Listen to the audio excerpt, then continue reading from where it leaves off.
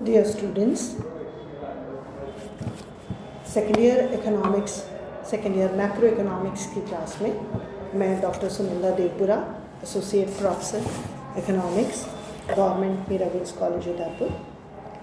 आज का जो टॉपिक हमने लिया है, फर्स्ट यूनिट का टॉपिक है पर्यावरण प्रदूषण का अर्थ एवं अभिप्राय। लास्ट लेक्चर में हमने पर्यावरण का अर्थ और परिभाषा समझा था।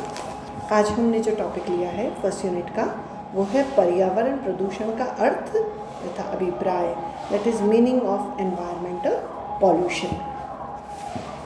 पर्यावरण प्रदूषण का अभिप्राय मानव की आर्थिक गतिविधियों से वातावरण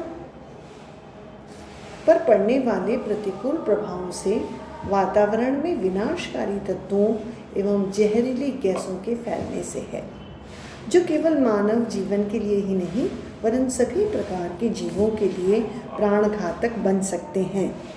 इस प्रकार दूसरे शब्दों में यह कहा जा सकता है कि मानवीय गतिविधियों से जब प्राकृतिक एवं विनाशकारी दिशा में सक्रिय होते हैं, जैसे प्राकृतिक शुद्ध हवा में विषैली गैसों का मिश्रण, पानी में घातक रासायनिक तत्वों का मिल जाना, वातावरण में शोरगुल एवं हो हल्ला, कीटनाशक रसायनों एवं दवाओं के निरंतर प्रयोग से कृषि उत्पादों में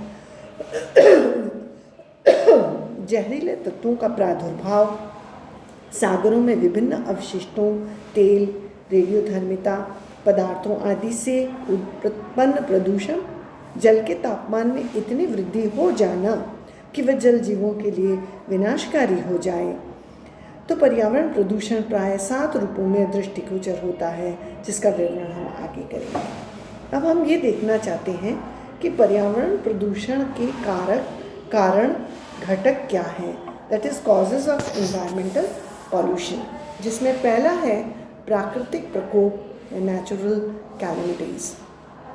इसको हम थोड़ा सा आगे बढ़ाते हैं। पर्यावरण प्रदूषण के कारण या घटक में पहला है प्राकृतिक प्रकोप, नेचुरल कैलेमिटीज।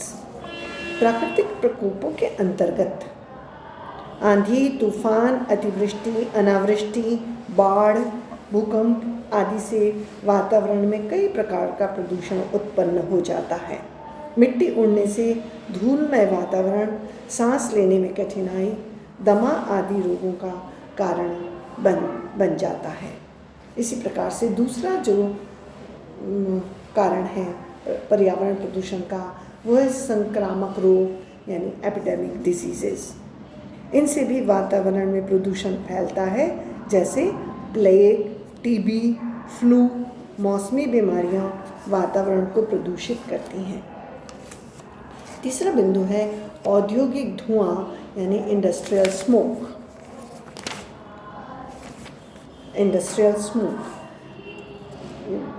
आधुनिक तीव्र औद्योगिक दौर में औद्योगिक चिमनियों से कोयला, डीजल आदि के धुएं से निकलने वाली विषैली गैसें हवा में मिलकर काफ़ी प्रदूषण उत्पन्न करता है। नेक्स्ट बिंदु है वाहनों से निकलने वाला धुआं। ये भी पर्यावरण प्रदूषित करने का कारण है। आजकल ट्रकों, बसों, दुपहिया वाहनों, कारों, जीपों आदि के पेट्रोल डीजल उपयोग से निकलने वाला धुआं भी विषैली गैसें हवा में छोड़ते हैं, जिससे पर्यावरण प्रदूषित होता है।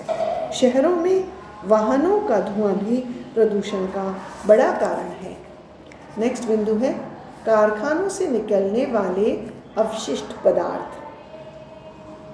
औद्योगिकरण की अंधी दौड़ में कारखानों से निकलने वाले अपशिष्ट पदार्थ जैसे क्षार, लवण, तेल, रासायनिक तत्व और विषैली गैसें आदि निकलकर हवा और पानी में मिलकर पर्यावरण को प्रदूषित कर देते हैं।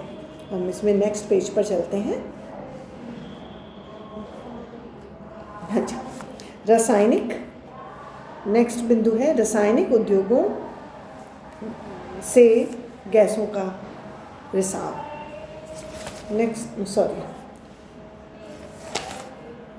नेक्स्ट बिंदु है युद्ध में प्रयुक्त रासायनिक हथियार। युद्ध में प्रयुक्त रासायनिक हथियार। आज के युग में उद्योगों में घातक रासायनिक गैसों के हथियार काम में लिए जाते हैं, जो जहरीली गैसें फैलाकर पर्यावरण को प्रदूषित करते हैं और सभी प्रकार के जीवों के लिए जानलेवा साबित होते हैं। नेक्स्ट पॉइंट है, भूमि में उर्वरकों एवं कीटनाशकों का बढ़ता प्रयोग। अधिक उपज और फसलों में फैलने वाली बीमारियों के नियंत्रण के लिए कई प्रकार के उर्वरकों तथा कीटनाशक दवाओं का व्यापक पैमाने पर उपयोग किया जाता है। इससे उनकी उपज में जहरीले तत्व घुल जाते हैं तथा भूमि में उनके रिसाव से भूजल में भी जहरीले तत्वों का मिश्रण पर्यावरण में प्रदूषण का महत्वपूर्ण कारण बनता है। नेक्स्ट है, तेल कुओं में आग। जब कभी खनिज तेल कुओं में आग लगती है तो उनसे उठने वाली आग की लपटें एवं धुआं हवा में जहरीली गैस फैला देते हैं, जिससे पर्यावरण प्रदूषण उत्पन्न होता है। नेक्स्ट है, अप्रिय शोर शराबा। आजकल कारखानों में मशीनों की तेज आवाज़, यातायात साधनों की तेज ध्वनि विस्तारक यंत्रों के कारण कर्कश आवाज़, रेडियो, टेलीविज़न आदि की तेज आवाज़ से मनुष्य जीवन त्रस्त है।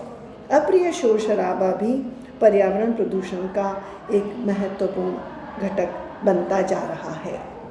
नेक्स्ट है, वनों की अनियंत्रित कटाई एवं विनाश।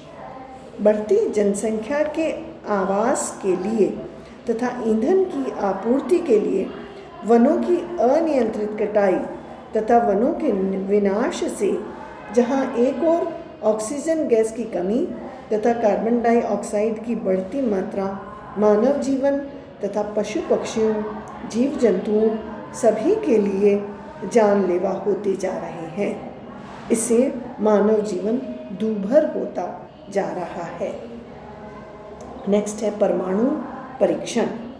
आजकल सभी देशों में परमाणु परीक्षणों की बढ़ती प्रवृत्ति से जल तथा थल में तापमान में वृद्धि प्रदूषण का कारण बन रहा है। जब समुद्र में परमाणु परीक्षण के विस्फोट से जल का तापमान बढ़कर जल जीवों के लिए खतरा उत्पन्न करते हैं, तो रेगिस्तानी भागों में परमाणु परीक्षण विस्फोट भूमि की ऊपरी सतह पर तापमान बढ़ा देते हैं।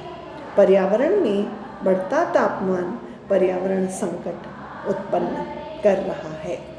नेक्स्ट है, रेडियोधर्मिता।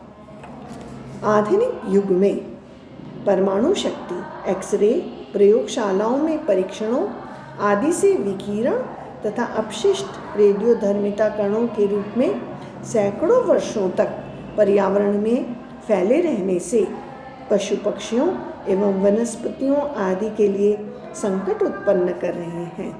कैंसर, त्वचा की बीमारियां, दमा तथा आँखों की बीमारियां इसके प्रमाण हैं।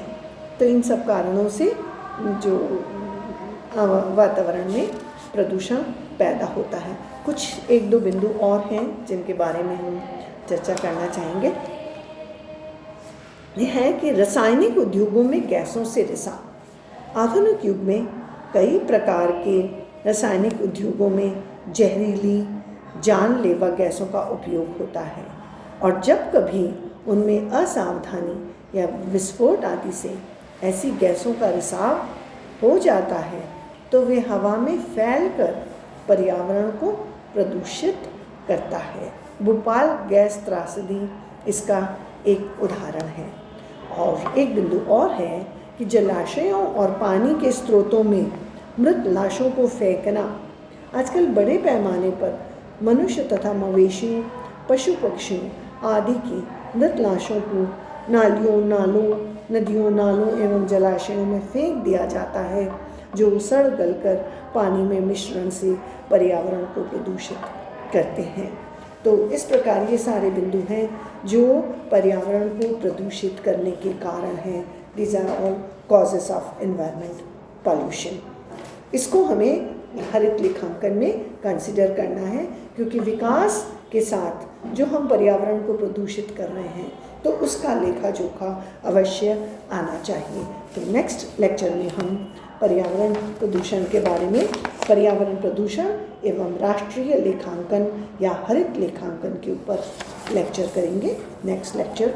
So thank you students, thank you so much. Hope आपको ये लेक्चर समझ में आया है। आप इसको लाइक कीजिए, यही आपकी अटेंडेंस होगी। Okay, thank you so much.